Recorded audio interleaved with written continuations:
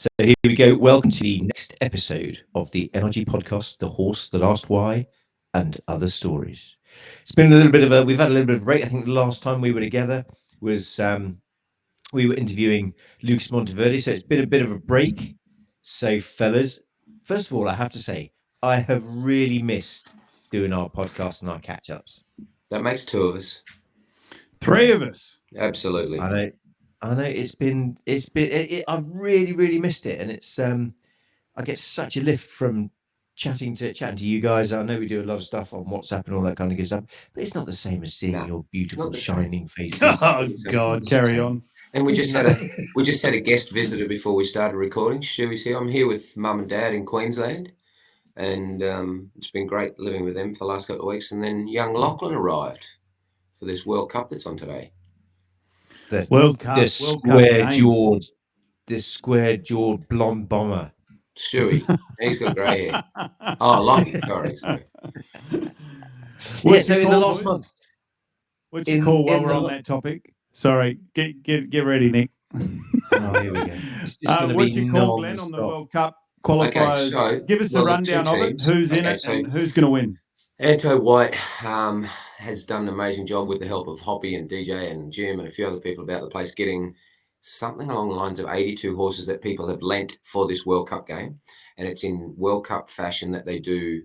I think you get 8 or 9 horses each, and every chucker is split into 2. So there's your maximum your horse will play is 3.5 minutes, about is what it's supposed to be. And they can come back and do it again, do another half later in the game. So at every chucker, you try to stop after 3 minutes, and then they ring a bell. And when it gets to 4 minutes, I think they just blow the whistle anyway so that the game stops, because they don't want the horses to do any more than they have to, because people are lending them. Because we were supposed to play last weekend, but it rained, and we're going to play Thursday, the day after, tomorrow, and Saturday, Sunday in a 12-goal comp as well. So I've given 4 horses. So many people have given so many horses. So we're very grateful to all of the lenders. People have come from like 4 hours away just to give 1 or 2 horses. It's been very well received. The quality of the horses that I've seen have been very, very good. So the horses get split up into group A, B, and C, depending on how good they are by the people that have graded them. So then each group gets 10 A's, 10 B's, 10 C's, however it may work. Then there was a choosing of the draw. I think the Kiwis got to choose whether they had pool A or pool B. They pulled out whatever it was they got. Most of my horses have ended up going to Jack Archibald in the Australian team. He's got 3 of mine, of which he played 2 of them in the last World Cup. So I've got a grey mare that played in the Sydney World Cup 6-7 years ago, and she got 3 pony prizes in that, I think. Jessie Bray had a go on her last time, and a couple of others. Yes, Roscoe. Is it the same crew? I heard the Australian World Cup was done extraordinarily well from a horse perspective. Yeah. Is it the same crew selecting those horses? Yes. Yeah. Anto's at the forefront of all of this, mate. He has been for the last 3. He's just so passionate about it. He's taken 3 weeks from his home work to come up and do this with his wife, Tina, and they just do it. It's just a passion for the horse and for Australian polo, and to just do it as well as he can. Yeah, he's amazing, that guy. Everyone just raves about his coaching and everything. Yeah. When are we getting him on the podcast? Well, I'd really like to do that. And we're going to be with him, Ross, when you come over here at the end of this month, when we do this junior polo school, because actually they've called it the Gilmore White Trophy, which is for myself and Anto, with our coaching that we do together, because we've done a lot of coaching together now, Anto and I. And I would go a long, long way to help this man do anything. He's such a giver to our sport. So we'll spend a bit of time with him, and we might even ask him if he's comfortable to go on the podcast one morning, and we'll go over to his place and have a chat with him. Nick can be obviously in Norway, and we'll be in Australia with him. Sounds good. Good plan. So of those 82 horses, how many owners would there be stretched over those 82 horses? Something like 30. Wow. Yeah. People are giving a lot. Like that's a lot. Like each person's giving a decent amount. Oh, for sure. Wow. So Ellison gave some, and Gemalong have given some, and Lara Pinter, there's patrons, Michael Keller, Glenn Wright, Ronnie Wallace has given a heap. I'm leaving people out here, but I've got 14 up here of my own, and 6 of Ben Cowan's. We've given 5. I just feel that's the right thing to do. You know, I don't. Lockie's only on the reserve. I don't have anyone in the team, you know, my kids or whatever.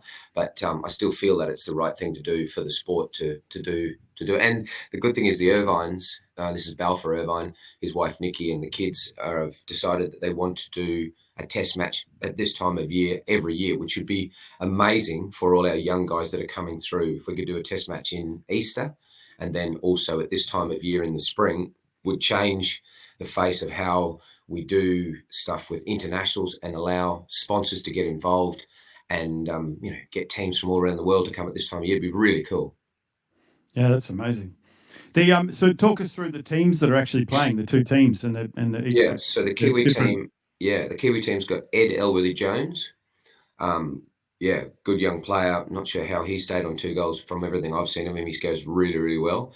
And I think he qualified for 2 to get into the World Cup. And then young Ethan Wade, both playing very well. And then they've got the 2 stalwarts of Craigie Wilson and Angus McKelvey. So that's their team, 2 5s and 2 2s. And the Australian team has got Cody Grimes, who's only 16, very good value on 2. How cool is that? Dylan Jones at back on 2. And the height difference of those guys is about 1 metre. Dylan is a massively tall kid, and he played yesterday and played really well. He played a gelding of mine that he seemed to like, and about 10 minutes before that, the gelding had thrown me a long way in the air, bucking. I haven't told you this, Ross. I went to change from one to the other, and he spent the last 3 or 4 years bucking every day. And then, you know, I get the hold of him. He's probably got me 4 or 5 times. And then yesterday, the young lady that's just started helping me, I said, don't let go of him until I've got hold of him. And as I was midair, I saw her leaving to go and get my one, and I'm landing on him. And at that point, he went to town. And so I don't have any stirrups, no reins. I got nothing. So I was just a ragdoll passenger while he went to town, and landed on my left side a little bit sore. But anyway, so I rode him into chugger, and then I gave him to Dylan to play, and he went really well. And the rest of the Australian team is Jack Archibald and Alec White, who are 2 very good close mates, played a lot together. So they'll be fairly formidable. Yeah, that'd be good. So your prediction, bearing in mind that this is going to come out after the game's played, so you could... What do you... you'll be held accountable.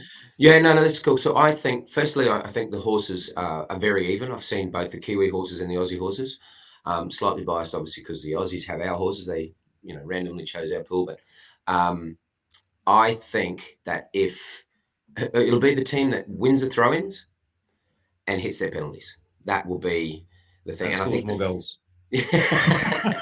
the field, we've had a lot of rain, so the field may cut up a little bit, and it'll depend on how people work their horses out later in the game as to how this goes. But I think if whoever hits their penalties well will be the team that wins. Fair enough. And the team that hits the penalties well, because the field's going to break up a bit? Yeah, I think so. And that'll create more sort of line changes and then fouls. But the 2 umpires are Damien Johnson and Tom Hunt. So they've chosen one from Australia, one from New Zealand. And then Byron Watson's the 3rd man. I'm commentating and helping out, so it'll be fun. But, I think the Aussies will pip them, mainly just because they're on home soil. They've got a lot of their own horses. And but I like the look of the Kiwis. They look tough and strong, and never want to take on the old the black shirts of New Zealand in anything really. They're tough. Nick, who do you call? What's your call from your very informed Norwegian position? Yeah, I think in my opinion, I think bless you. Excuse me. Bless you. Excuse me. I think Polo is going to be the winner. Oh, beautiful. Oh, stop it. I mean, just because the 4th best looking man in Polo is on the reserve list. Commentating. I've got to go with it. Is I've got to go with Australia. The blonde flowing locks will be sitting on the sidelines, but I've got to go with Australia. Well, I've got to say that with you 2 clowns on the podcast, haven't I? Everyone thinks Ross is a New Zealander anyway. I'm going for New Zealand because you 2 are going for Australia. Otherwise we'll have nothing to talk about next time. Yeah, because we're constantly running out of things to talk about. Well, if nothing else, I want odds though. I want odds. So, talking of which, moving on, I heard talk about the R and the G are getting together in Australia without the N. What is this all about? Well, you just don't sort of make an effort to come out here. It's not that far for you. To be honest, I wasn't even invited. It was only his daughter. So what's going on? What is this? Give it the rundown. You give it the rundown, Glenn, Okay, so I was second. Scone Junior School, Scone Polo Club Junior School, which Anto White's at the head of, has been one of the most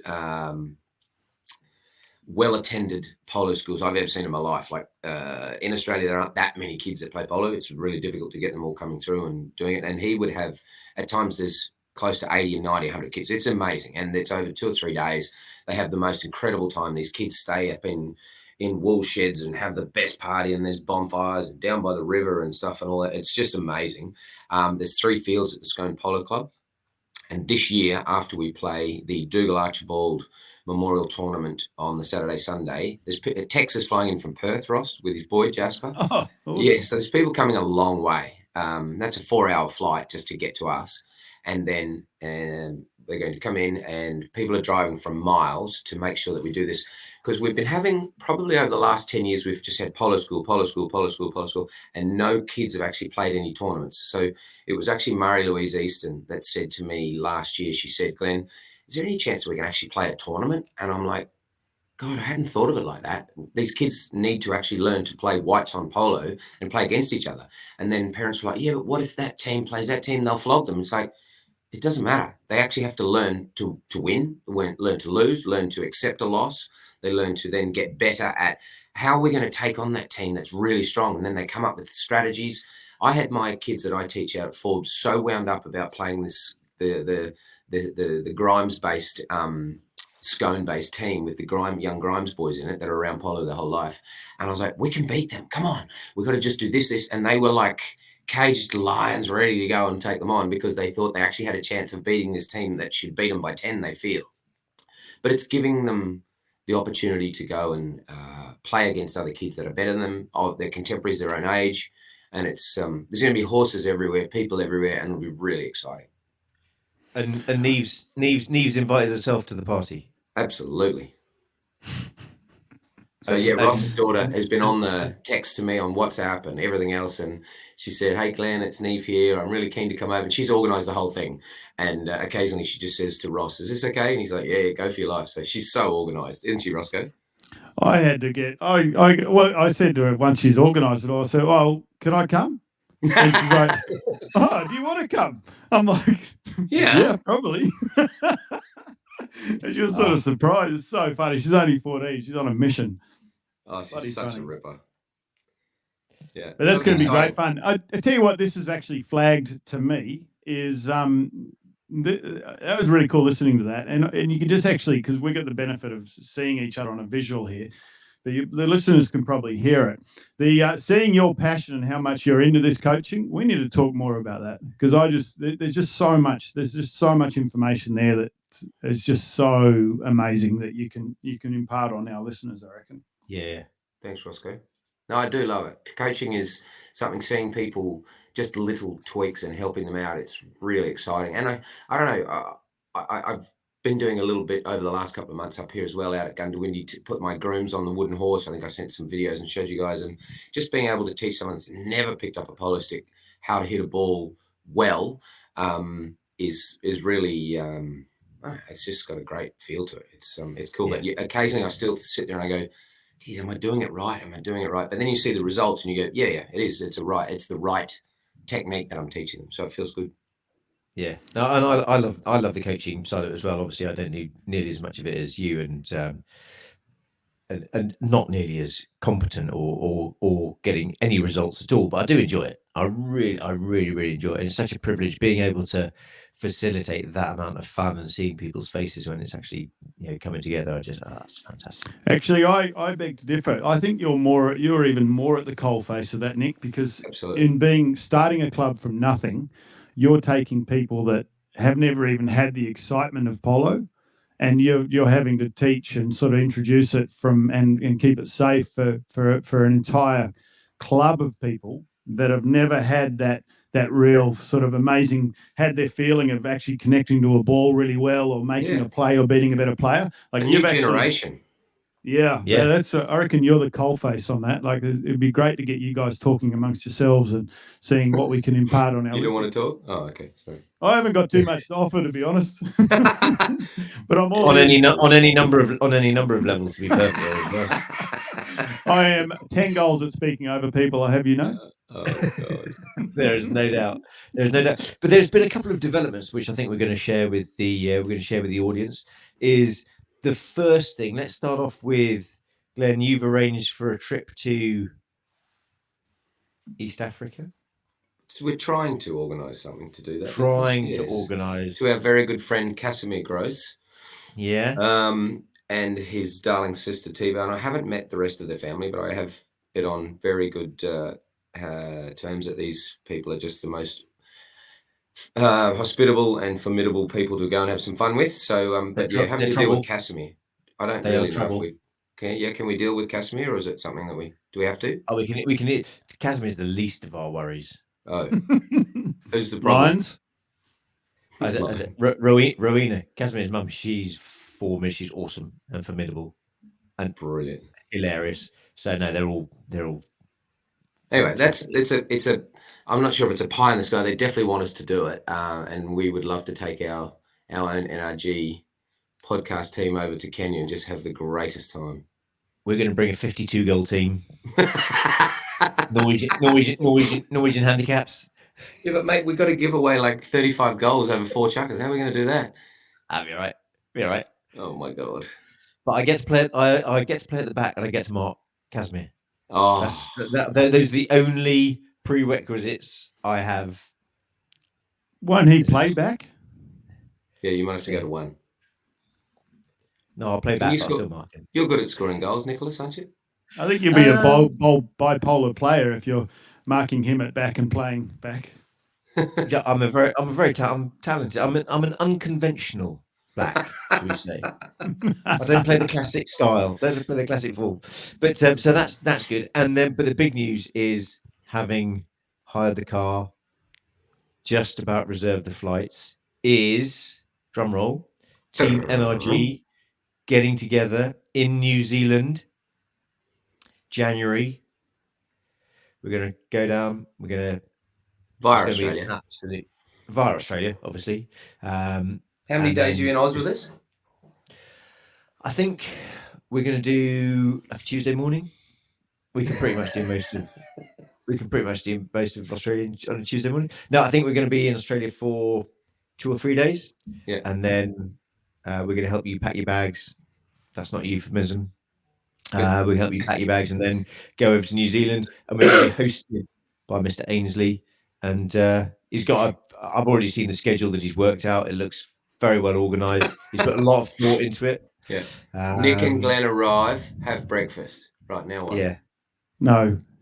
If you think you're not shoeing horses before breakfast, you're mistaken. I love it. I love it. As long as you don't expect anything from me for the rest of the day, that'll be great.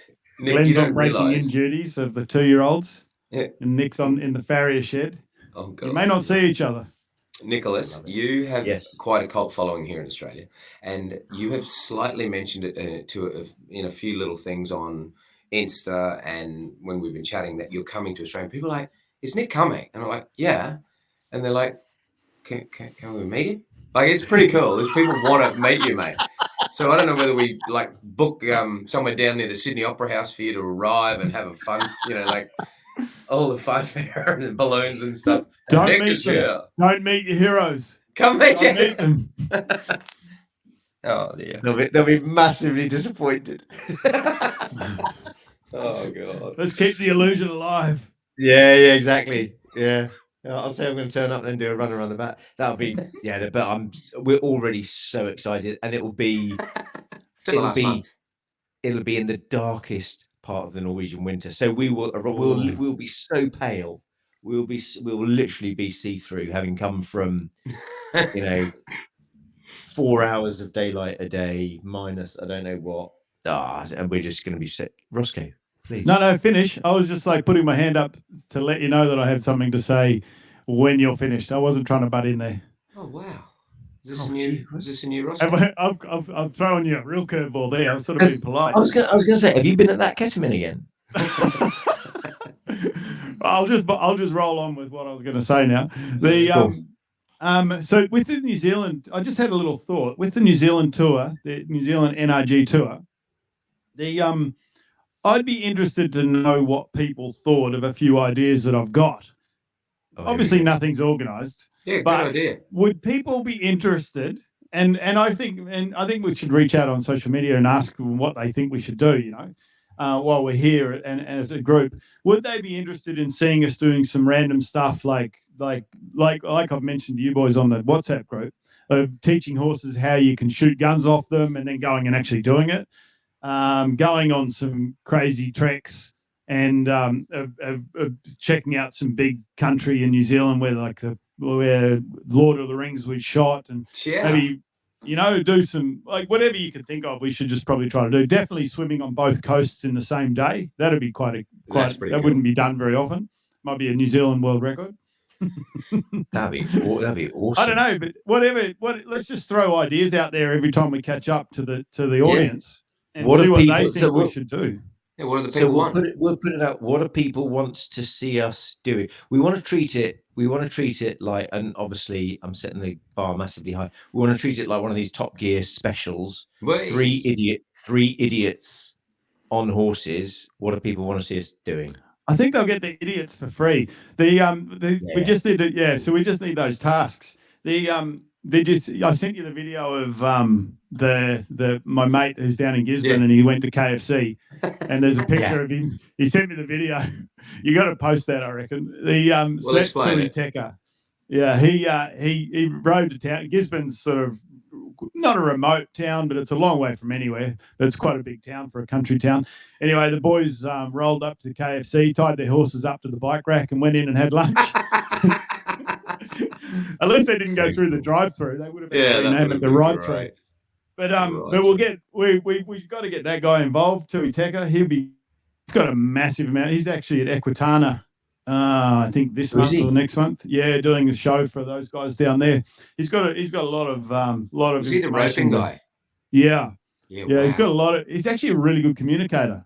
He's been based here for the last few months, helping Kel out with the breakers and trying to get through because there was 40 of them or something. So he wanted to rip through them, and it's been a massive learning curve for Kel because he's got his systems, but then you get someone that does it for a living of teaching people how to do it, and he's just like, whoa, I didn't even think of that, he's re-looked at all these systems and he does it on a daily basis. Yeah. What has he spoken to you about that fact that he's sort of going, oh, we could do this differently and better? Yeah, totally. Really? Totally. And yeah. Like I think it goes both ways. Yeah, sure.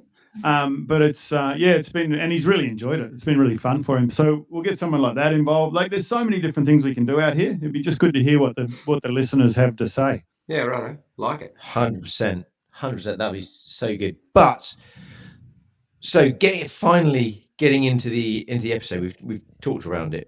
So the things that we want to cover in this episode is this is going to be our 22nd episode that we've done.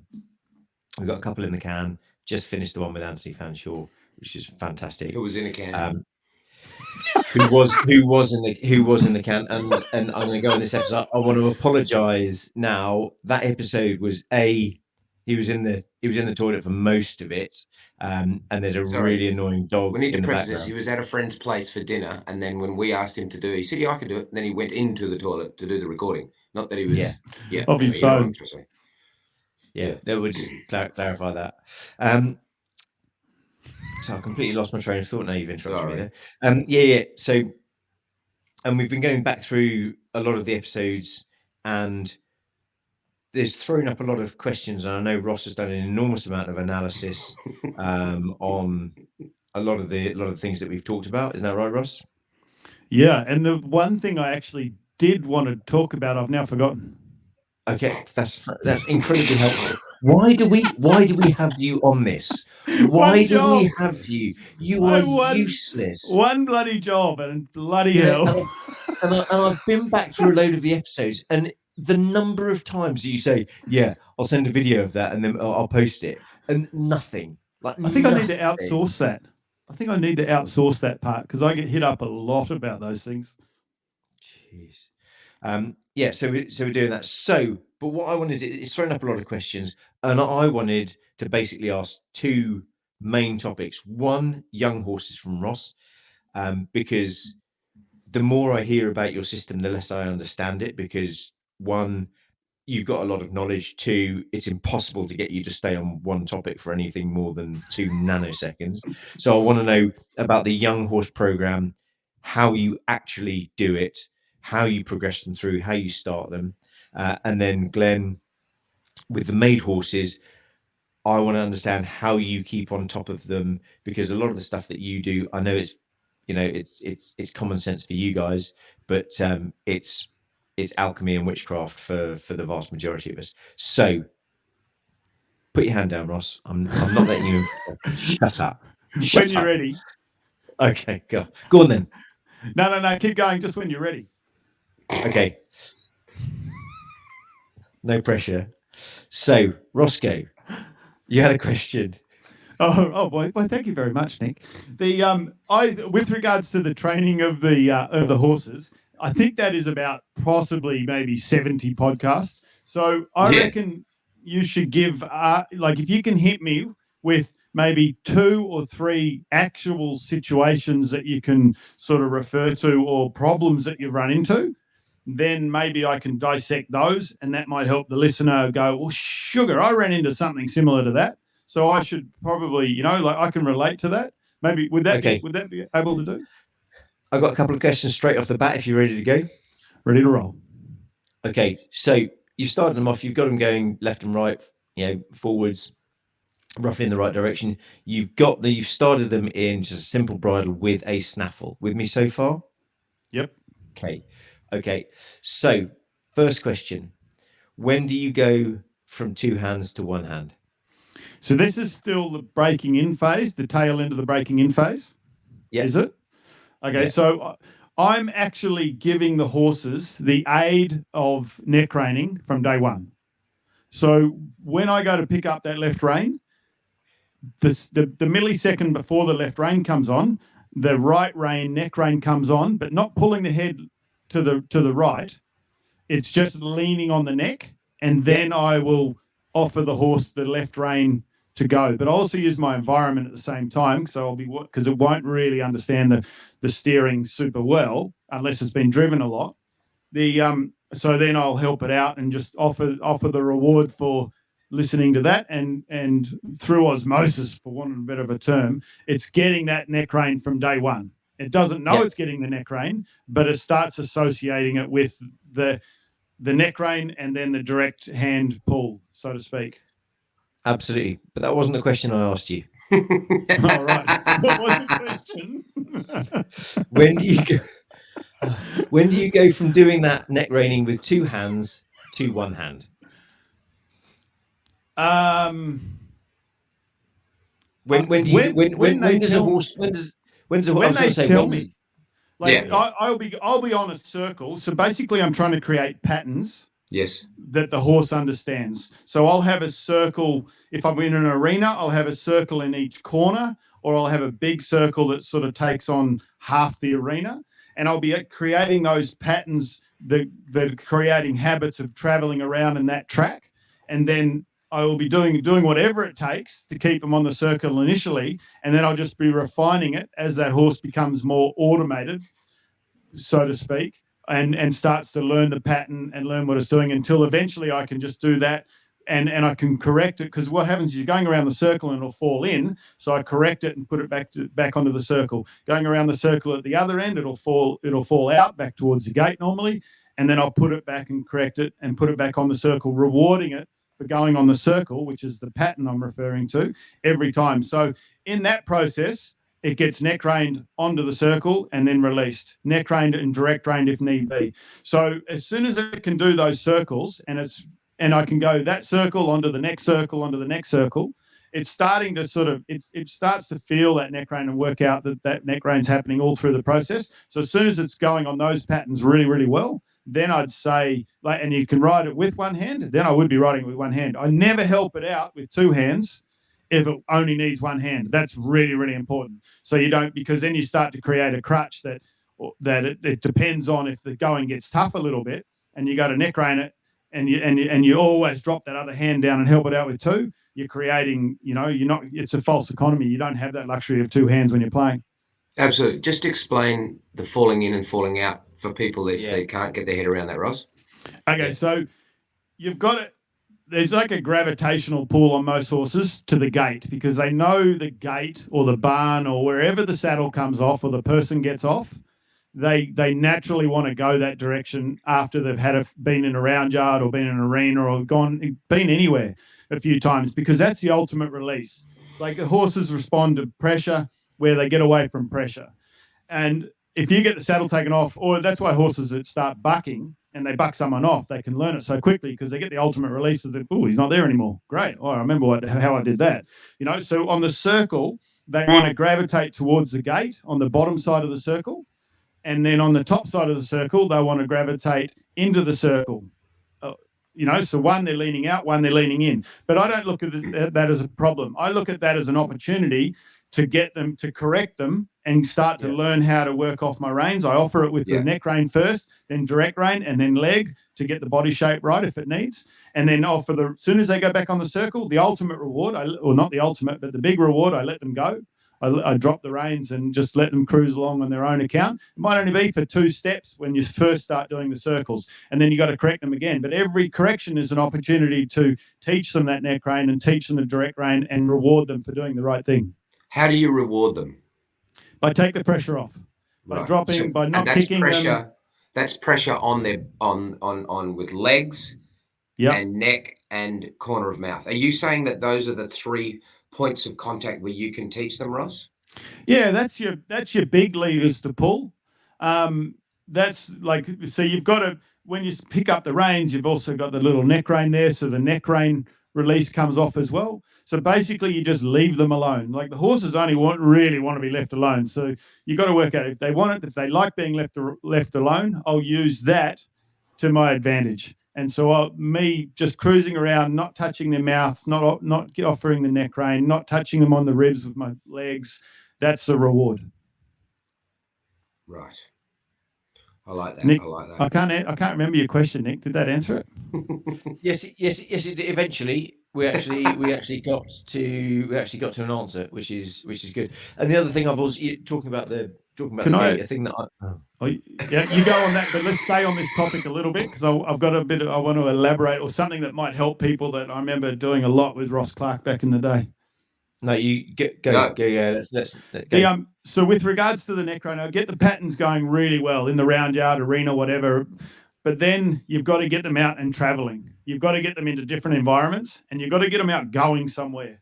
Like, it's back in the day when I was breaking in with Ross Clark, we only had 2 weeks to break these horses in, and sometimes they'd never seen anyone when they turn up. So if you got the saddle on them the first day and they didn't break a sweat, you'd ride them the first day, because you need to get as many rides into them as possible. And the second day, you get on them no matter what, no matter how ranked they were.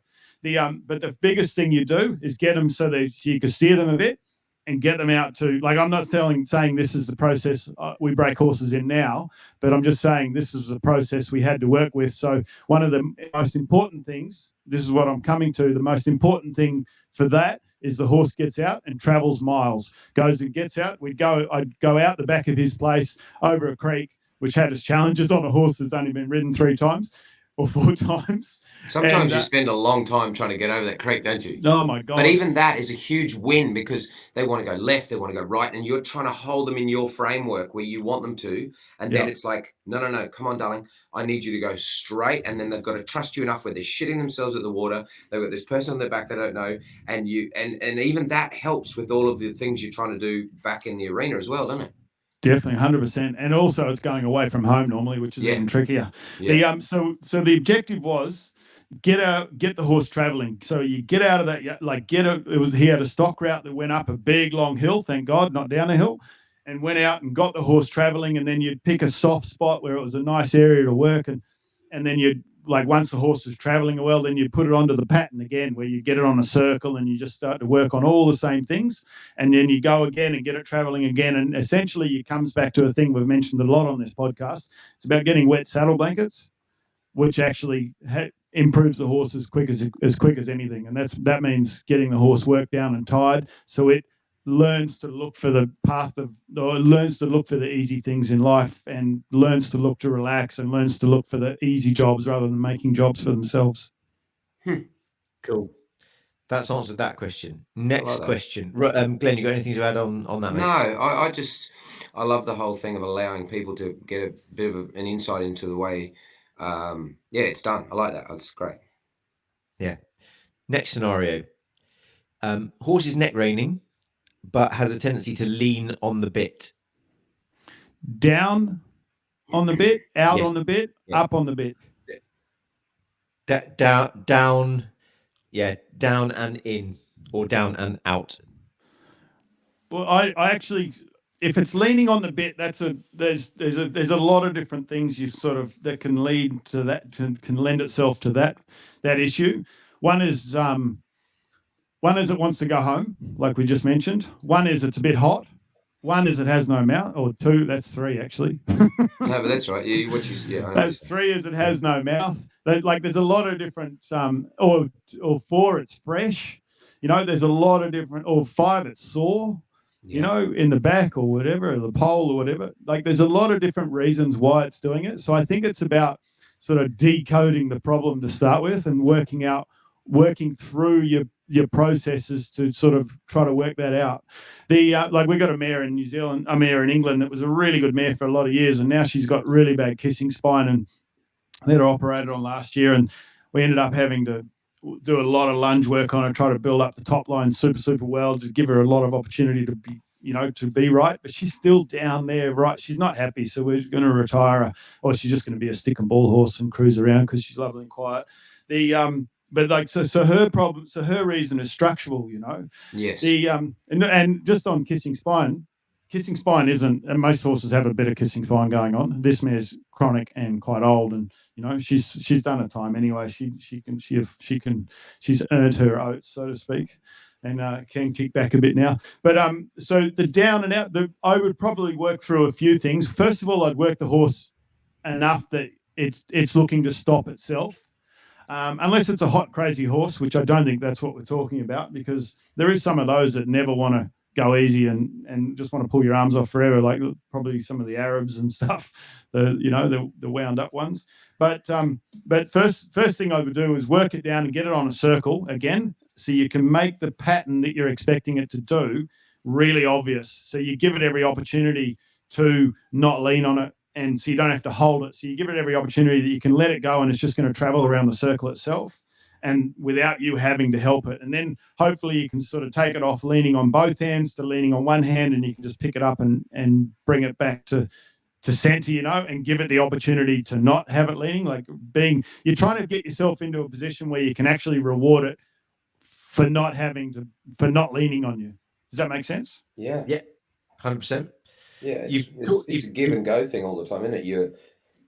You want them to understand what you're saying, and then when they do the right thing, you give them the reward. Yeah, totally. And if they're fresh, and they're leaning on you, sometimes you got to ignore that. If our horses, if a spare horse plays at only 1 minute and we don't have a practice the next day, and then we're on them, then we're on them the day or 2 days afterwards from a game.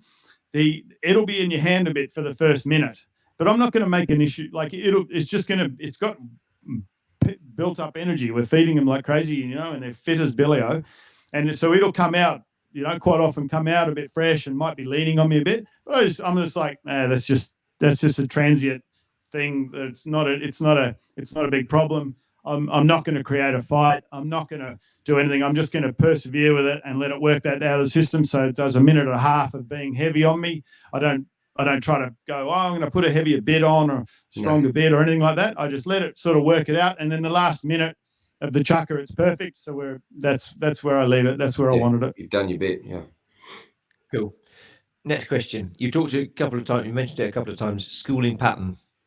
Yeah. You've talked about if you've got an arena, you have a circle in the corner, circle in each corner. What sort of size circles are we talking about? And do you have a pattern or a system that you use to go in a certain number of circles in one direction, certain size of circles in one direction, and then change it? Or do you just see how you're feeling, see how the horses are feeling?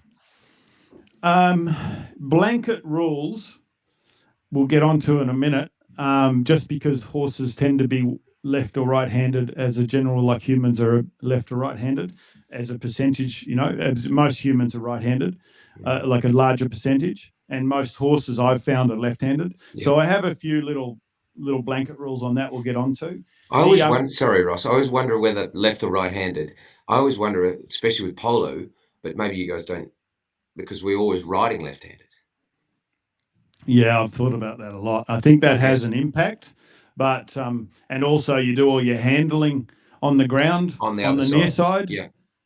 So I think maybe nature nurture. I'm not sure, but I know they end up that way through nature or nurture. So I don't know. It's a good question. We should ask a few other people that actually when we get them. I don't deal the handling on the near side. Oh. No, I'm honestly, I'm absolutely disciplined to make sure that it's that I'm. Yeah, you've got to be. You've got to work both brains. But traditionally, like in a yard, like not so much when you go out to train the horse, but if one of the crew moves a horse from one stable to the other, they will normally stand on the left-hand side. Yeah. If they go to load a truck, you'll normally do it from the left-hand side. If you go to tie one up, it's all that handling where you have a big impact on horses and traditions, like and you create a lot of habits in that sort of stuff where it's not really a point of training, but it creates habits anyway. But we need to ask more people about their left and right-handed business. Actually, that would be interesting. Back to out of the rabbit hole, back to the schooling pattern. Describe. So, with regards to what pattern you have, it doesn't matter. Doesn't matter. You can have a square, you can have a circle, you can have a massive circle, you can have a small circle. Like, to give you an example, at Tilo's where we're based, where the old horses are based in England, I'll have like an oval shaped circle. It's obviously not a circle, an oval shaped pattern, and then a little circle at the end, and on both ends of the oval. Because that's the ground I've got to work with. But in the arena where we have the young horses, which is 2 minutes away at the other place, we've got a big indoor arena that you've seen, Nick, and we'll do half the size of that arena will be one circle, and then the oval of the whole arena will be another pattern, and then I didn't do too much refined schooling in that, so we didn't have a smaller one. Actually, I didn't ride that much in there myself anyway. Alex did most of it. So it doesn't matter the pattern. It's about creating the patterns and then making it really clear rewards of leaving them alone when they're on the pattern and putting enough pressure to make it uncomfortable, but not too much pressure when they go off the pattern. Make it enough pressure to make it uncomfortable, but not too much pressure that they just go in defensive mode of like, they forget about the pattern. Yeah. So you're offering them the carrot's not far away from the request. Does that help on that? Yeah, it is. Yeah. Next scenario: horse leaning on your leg. When you've got it on the circle, let's say you're going around to the right. That horse is dropping in, not from its shoulder, but basically locking up its, staying stiff and basically not giving you those ribs and putting itself in a nice outline. You might have gone, if it's not listening to your leg and your reins and stuff, you might have gone to the pattern a bit early. For me, that stuff needs correcting at a walk, or even essentially a walk and almost a standstill. You're stepping them sideways, you're getting the front end moving around, the back end moving around, you're getting them flexing in at the ribs, which is essentially what you want them to do on the circle. The circle pattern is flexing through from the nose to the tail, which includes all the ribs and the neck. They're flexing and they get the concave shape through there. So that's where you want to achieve that at the walk first. So when you ask for these things to put pressure on them, in order to get them to do it so you can reward them, you've got to ask something that they know.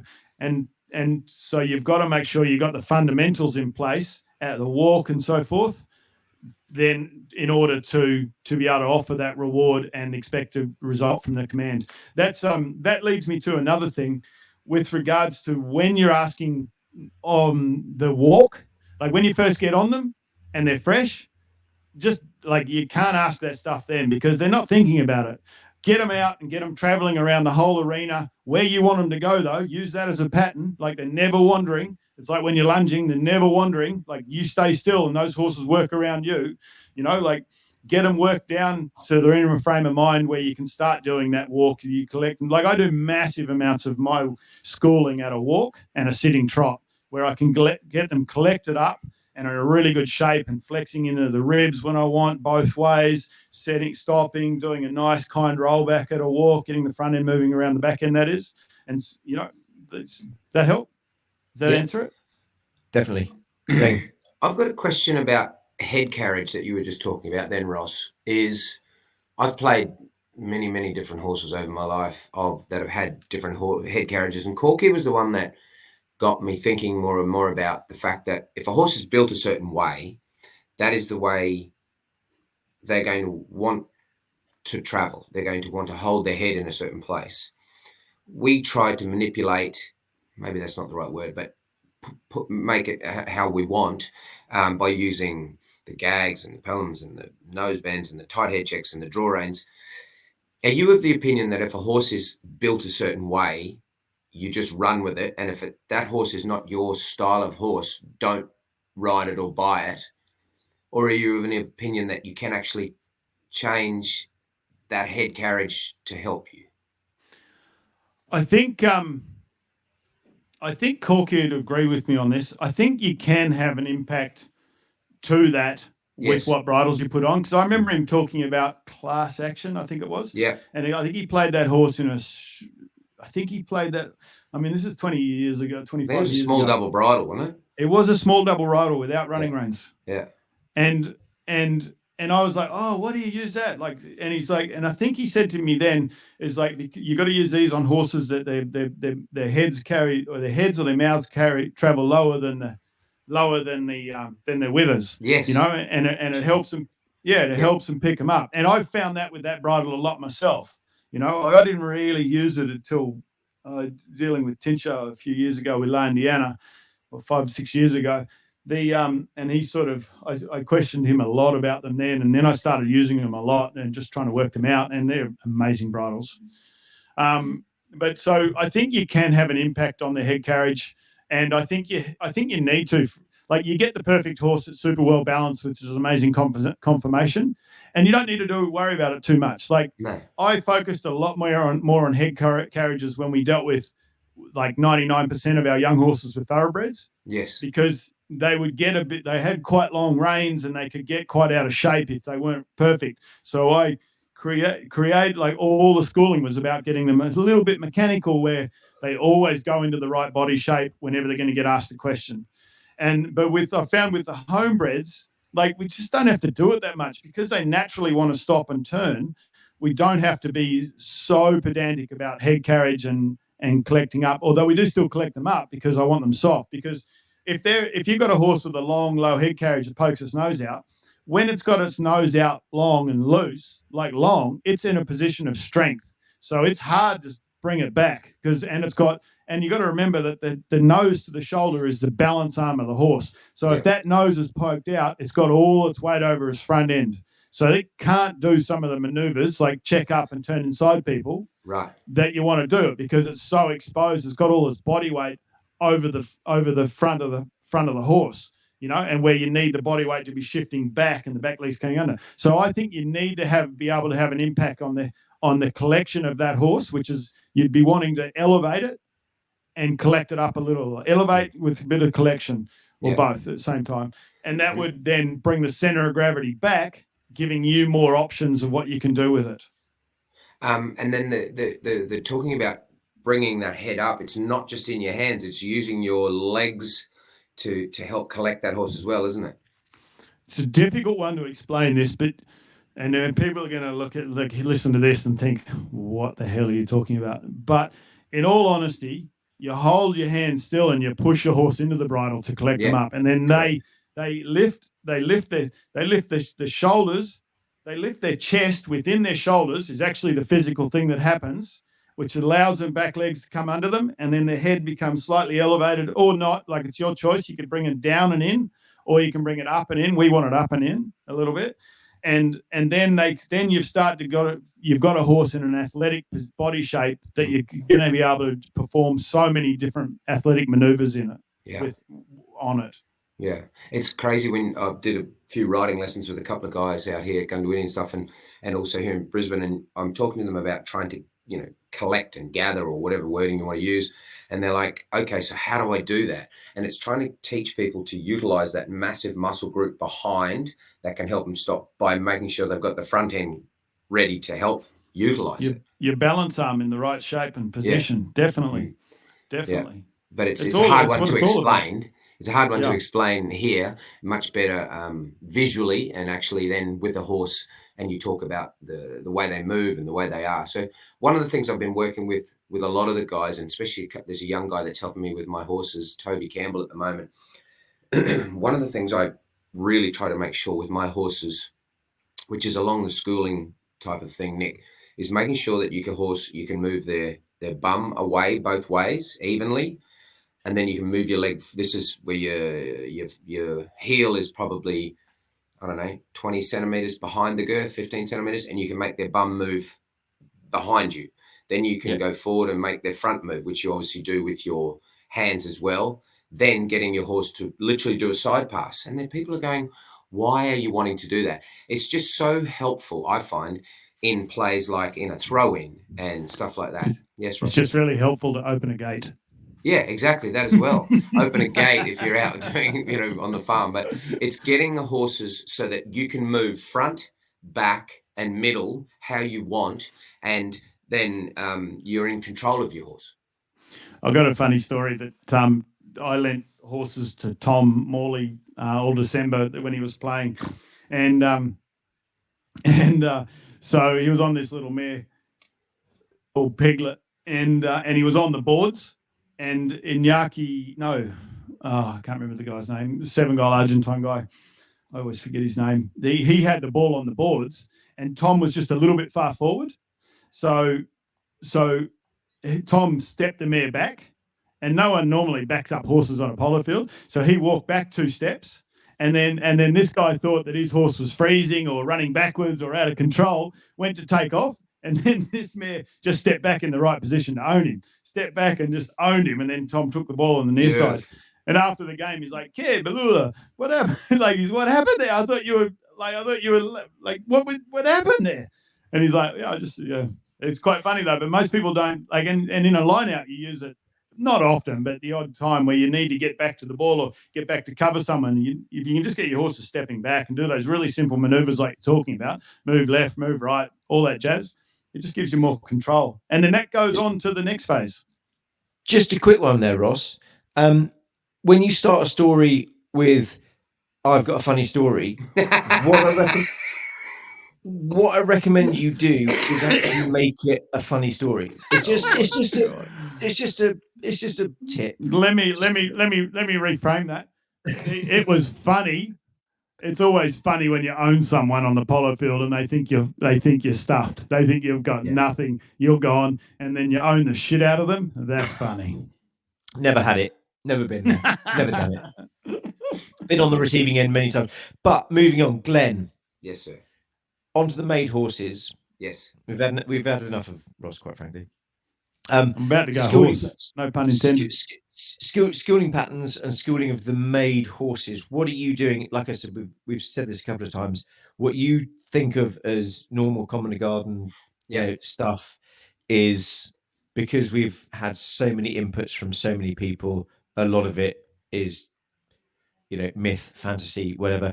But what's the difference? How do you school your made horses? Okay, so once again, there's a lot to it. It depends on where they're at in their fitness level. As I said to you, 6 to 8 weeks to start getting them fit. Then we're getting them ready. Let's say it's in the first month of riding our horses.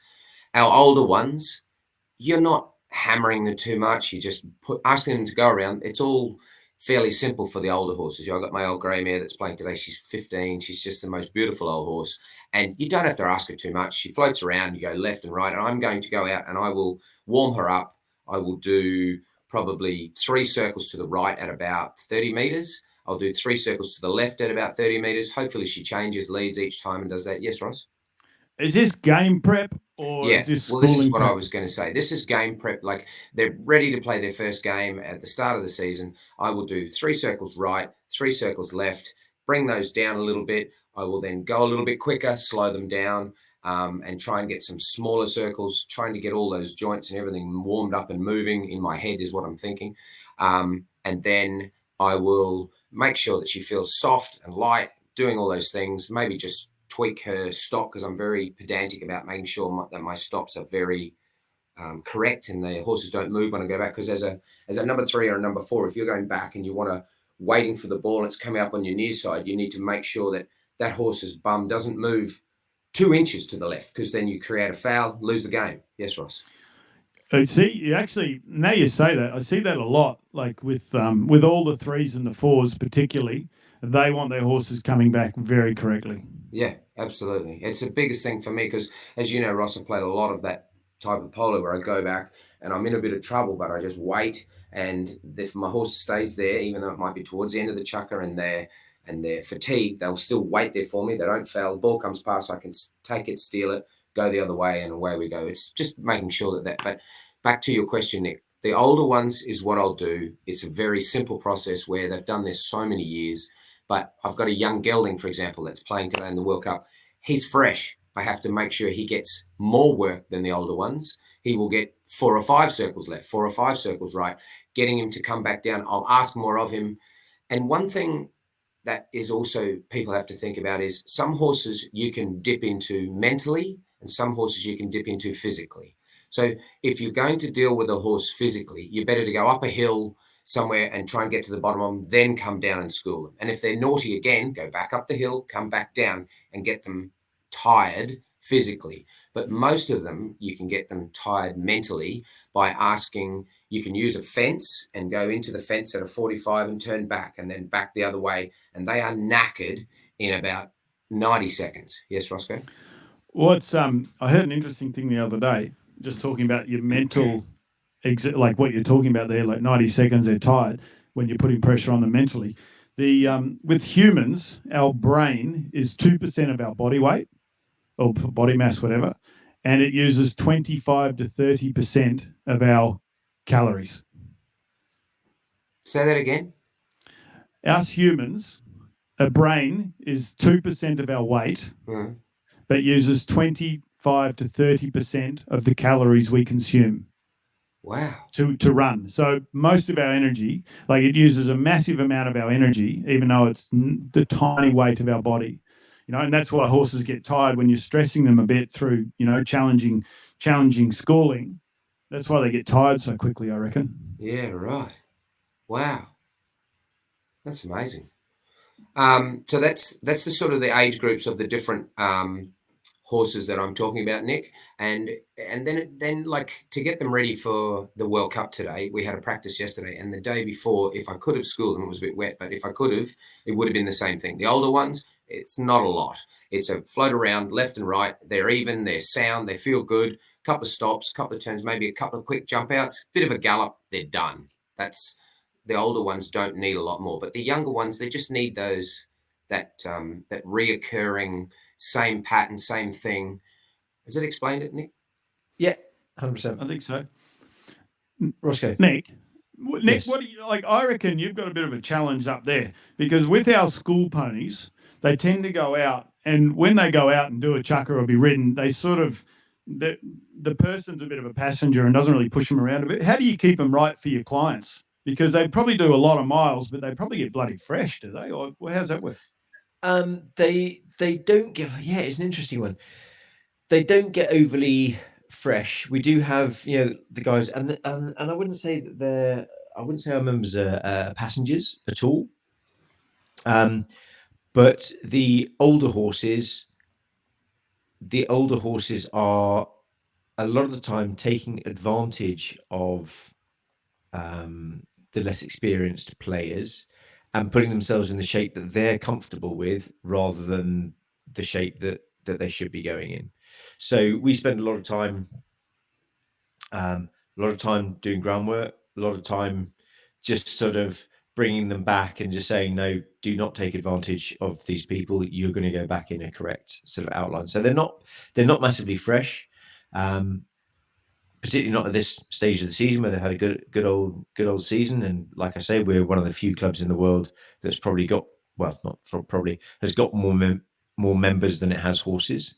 So, you know, and our guys are actually playing quite a lot of polo. They're playing 3 times a week, and then lessons on top of that as well. So no, they're in good shape, and they're listening. So, but it's keeping them, it's keeping them attentive and keeping them well behaved. It's a real juggling balance act, mate. It It's is. seriously hard to get the feeding right Yeah. and the work regime right, because you don't know necessarily from week to week if you've got 20 people coming or 2 people coming, and it's hard. Yeah. And yours get bucked off easy. Me, well, I get bucked off easily, not Yeah, necessarily. me too. Yeah. But also the climate as well. Start of the season, it's cold and it's dark and it's wet, and we can't get we've got the arena now, so we can get the work, but we can't really get the mile. Saying get out and get the miles on them. When it's still, when you still got the icy mornings or icy evenings, or it's difficult to get the work into them. And then we've had some of the days here, we've had up to 30 degrees this summer, through the summer, and now it's tailing off.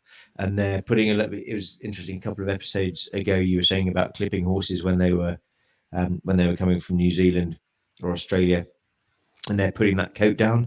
We're now at that stage where they're putting a lot of effort into getting that coat right, getting ready to go into the winter. So like you say, it's a really difficult juggling act. Those are all the questions that I had on schooling, and I know you guys wanted to talk about off-season stuff and penalties. Which one do we want to take first? Well, earlier we mentioned Neve coming over, my daughter, to play in Australia, and I was thinking, she was like, "Dad, what can I do?" She hasn't ridden a horse for 6 months. She's only 14. She hasn't even played that much polo, to be honest. But so how do you get ready for a trip? Because most people do their trips to go and play polo in places in different countries or whatever in their off season, because they've got their own horses at home during the polo season. So how would you boys get ready for a trip overseas if it's midwinter? Like, Nick, you, as Glenn mentioned, you're probably the best one to answer this, because you're in the toughest environment out to do that. I mean, the only way I'd say to people is like, make sure you're stretched, because the biggest thing you can hurt is your obviously your shoulders were swinging at a mallet and falling off. But then the other one is your pelvic area, where you've got to make sure you're stretching really, really well every single day and every time you get on a horse. Yes, Ross? But not only from a like, because quite like you're thinking about those New Zealand boys flying over to Australia. Like, they've got to have their hitting timing right. Everything. They've got to have all that, like their game mind sharp. Like, how would you do that? It's really hard. Look, if I was going to do it, I would say a lot of wooden horse work. If you can't actually get out and ride, if you can get in arena, it's good. But you can't. There's nothing like hitting an actual polo ball. You go in an arena, you can only hit an actual polo ball 2 or 3 times. You can't hit it too far. You're going to kill someone who's watching you. You've got to use one of the bigger balls. It doesn't give you that feeling. But then it's not only that. You've got to be quick with your decisions, and unfortunately, you've just got to make sure you get out and do as many practices as you can when you get there. It's really difficult. What do you do, Nick? So, interesting. So for the couple of things I put on Instagram is, in my former life, I was very, very fit, cross-country skiing, triathlons, half Ironman triathlons, big physical events. And I was able to carry that through the off season because of my level of physical fitness. And over the last couple of years, I've got lazy and you also think, I'm around the farm, I'm active, I'm shoeing, I'm riding, I'm going to be, I'm going to be pretty fit. And then you have a couple of humbling moments, and you also see a couple of photos that are not particularly flattering, and you sort of go, no, I'm not. not fit, and I have absolutely no intention of coming down to New Zealand and be riding around on horses and not physically be able to be up to it. So I think there's a number of things when it comes to the fitness side of things. I agree that the strength through flexibility piece is critical. So the sort of yoga type exercises, but also you talk about your decision making process. A lot of that is going to be down is going to be significantly affected by your cardiovascular capability, your ability to process oxygen and keep that brain from frying. So your cardio, and I just want to say, absolutely hand on heart, I am not a poster boy for any of these things, although I am trying. So yeah, absolute fitness, cardio, strength and flexibility. But things that I also do or used to do is I used to go to the golf driving range with a short stick. Did you really? Yeah. So you go down Oh, there. that's a good idea. You get your baskets full of balls, and Are you serious? Yeah, absolutely. You go through your process. That's a great trick. What the hell Yeah. were people looking at you? What is this we do? It's not even a polo stick. Brilliant, because you turn up there and there was these people with these tailor-made titanium shafted, graphite Big Bertha drivers, and you're turning up with a bit of bamboo and a bit of wood stuck to the end with some bicycle inner tire around the end, and you're hitting it a lot of the time. You're hitting it as far with your short stick as they are with one hand, as they are with the two hands. But it teaches you not the timing, but you can isolate your swing really well with a short stick in a golf driving range. Wow, I've never ever heard of that. Only in Norway could Nicholas come up with that.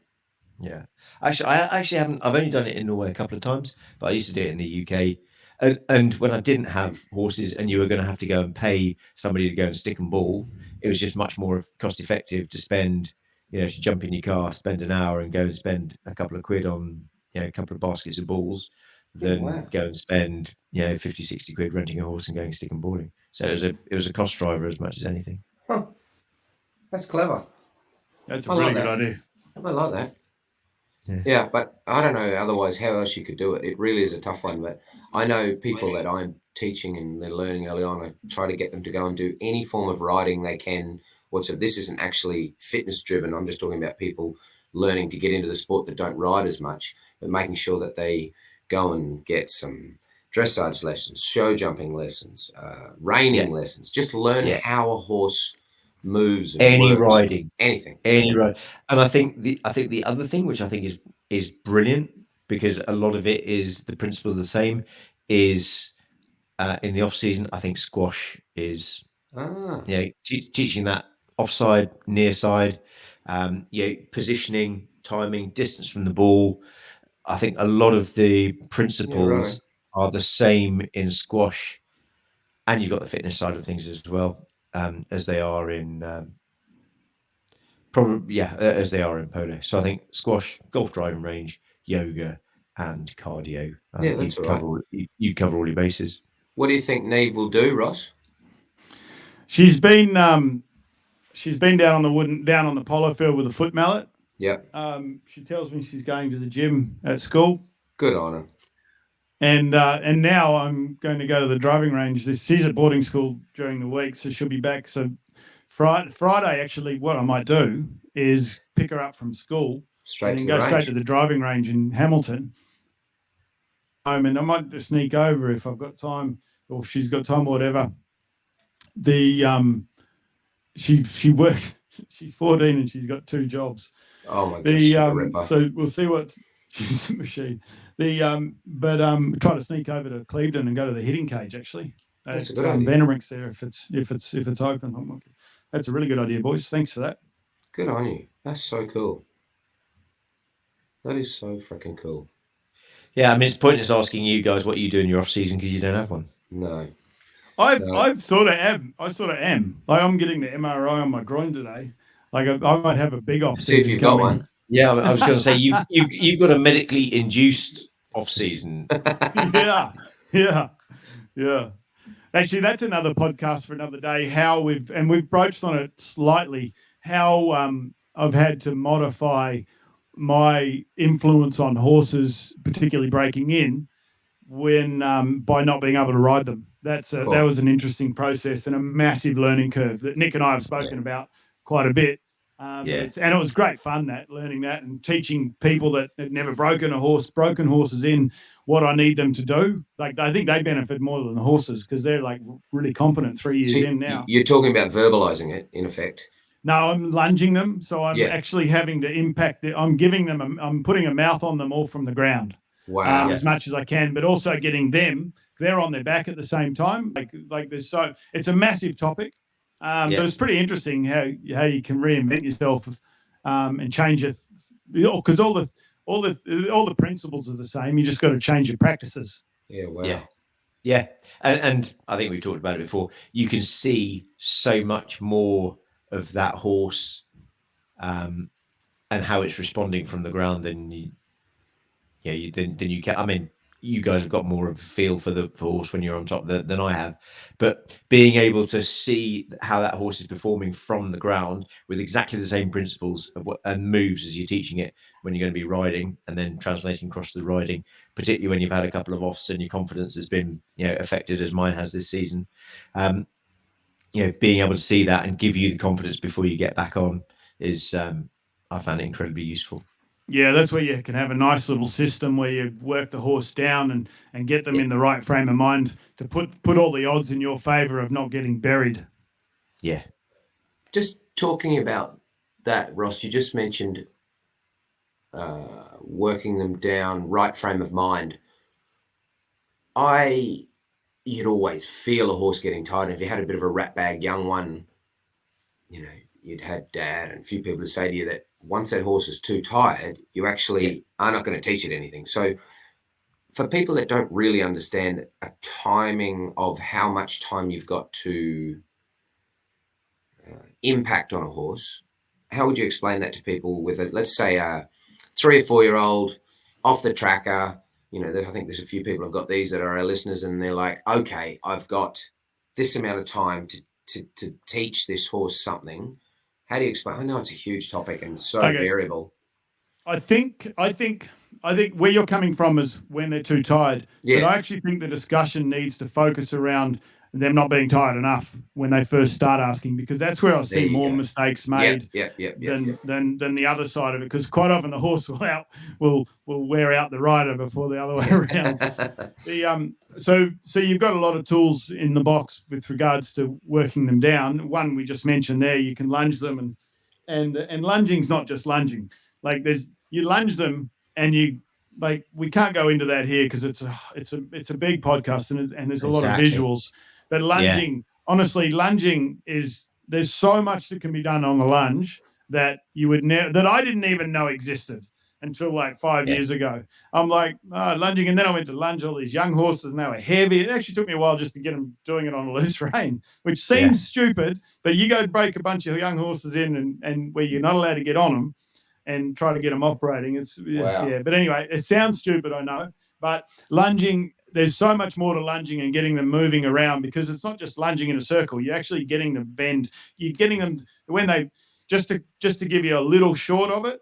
It's like it's the way they leave you to go to the circle. It's the way they come back into the circle. It's the way they change from doing a tight lunge to a larger lunge circle back to a small lunge circle. So all the reactions and the way that you've got control over all that, and that's just a tiny part of it. But basically that's one of your tools you've got. But if you've got a fresh horse that doesn't know how to lunge and you try to lunge it and it's a bit girthy or something, or you're going to end up in a pile of, you're going to end up in trouble. So the horses have to understand how to lunge to start with. Before you leave it a pull. I think you're almost doing a disservice by calling it lunging. Because lunging for me was, I think back to my days at the sort of riding school where something was being lunged and it was, you had the straight line out to the horse and you had somebody chasing it with a whip and it's just being sort of run round a circle, and you're from Dragging what it, I've seen, pulling it, trying to hold it on the circle. Yeah, exactly. it's a worst case. That to me is lunging. So that's why I think one of the things I think would be incredible to do a bunch of visuals is just by saying, I know we're talking about lunging, but I don't think we're talking about the same thing that a lot of people are talking about when exactly. About lunging. You definitely need to do that in New Zealand. I'm really fascinated by this because I love it. My thing, I was just thinking about it then. The only time I lunge a horse is for like 16 seconds before I get on it to see if it's going to buck, and then I got to get on and ride it anyway because I've got so much room to go and do this, and big hills that you go and ride them up, and that's when you get them tired. But I'm really interested to see how you do it. Yeah, so that's one lever you've got to work them down. I think your question was how do you know, isn't it? Like how do you know when they're tired? And then we started off, how do you know when they're ready to learn? So they're ready to learn when you can watch their ears. And they start telling you, you'll watch just the way they react to pressure, then the way they feel. They don't feel tight in the muscles, It doesn't feel like they're clenching through the neck and through the shoulders and through the ribs. You just feel them. They actually lower. Your saddle will actually lower down because the horse lets the shoulders relax down, and that's when they're in a relaxed state because the frame sits within the shoulders, like I was talking about earlier. When we want to collect them up, we get them to pick that frame up between the shoulders. It's when they want to buck, is they want to be in athletic pose when they want to buck. So they're actually picking the frame up. But once they drop that body down between the shoulders, and that's when you feel like when your horse is cold back, that's what's happening. They're picking that body up and they're lifting their back up as well, like further back up as well. So that's one indicator of the way they're moving, just being relaxed. They might chew on the bit a little bit in a relaxed form, not a nervous form. Yeah. And they'll be starting to flick their eyes back and forth. I did a post the other day about a horse. Like I rode this horse like 4 times around the friggin' arena, and this thing had its ears pricked like an antenna, like 2 antennas, like it was not listening, was it? No, and to be honest, it's a piece of shit. I shouldn't be persevering with it. Another horse, that stallion went into work the first time it was ridden, a 3-year-old stallion, and its ears, he got on it first ride, and its ears, this is another conversation about selection of horses and what you look for and stuff, but its ears were going back and forth to the rider from the second he got on, and they were like, back and forth, well, what's he want? Like, I want to buck him off, but what's he want? I'm not happy about this. Like, I'm fresh. But I'm he full was of willing feed. to try. But he's still listening. That little mare I was on there that just had the ears jammed forward, she's a bit hot, and she doesn't like, I'm a small part of her life. If those ears are going back and forth, you're a big part of their life. Yeah, and right. For that mare, and that mare doing 4 laps and then all of a sudden just dropped down and listened at the end, that's I selected not an easy horse to train, but also that horse was not ready to start work until it started looking back at me or thinking about me, and his ears were the indicator on that occasion. Cool. I like that. Guys, don't look so excited, you two. Nick May, I've got a question for you. Are you playing doctor or something at home? Like, well, it looks like you're in an operating theatre outfit. I was doing my physical jerks before the podcast. This is a family show. Keep that to yourself. Get your mind out of it. Where do you get you would never hear me doing some sort of double entendre sort of affair. No, never. I was doing my horrible vomit making exercises, and I've just got my Ropey Ming and old t-shirt on. Oh, right. It does look like you got your scrubs on, ready to go into. Which I'm busting out. Look at that. Look at some muscles on you, big guy. Hulk Hogan. Look at the neck and that. Geez. So, can you just give us a little rundown? What have we got coming up? We've got Fanch. We've got so just finished, and it's going to come out. I don't know. I'm saying this because it'll be out by the time we put this one out. But yeah. So Anthony Fanshaw edited, just about to come out. Lucas Monteverde. Oof. Anthony Fanshaw, guards polo manager, a secret horseman that not everyone knows about, that's only been involved in the game the last sort of 10 years. Lifetime. Bloody hell. Yeah. And then Lucas Monteverde, UAE former 10-goaler, UAE manager. And Big Muzzer. You Yes. go, Nick. Yeah, giving away the fact that always assuming that I can retrieve the audio on that from the cloud. There's been a few technical issues. Yeah, hopefully I can get the Murray Shotter veterinary ninja episode on that, because that was a blinding episode. And then obviously this one. And then I think we're going to do another couple of episodes, just the three of us, and then line up a few more, get a few more guests on. Awesome. Sounds good, boys. I'm going to go get this MRI. Yeah. Great to chat. Yeah, best of luck to you, Roscoe. Glenda, thank you very much. Pleasure. Keep on the planet. Keep the planning on the East Africa. Keeping on the planning of the New Zealand extravaganza. And we'll catch up next time. Cheers, fellas. Awesome, boys. So Thanks a lot, good. Nick. Loved it. Thanks, Glenn. Yeah, Great yes. to see you guys again. See you, boys. Yes. Bye-bye. Bye.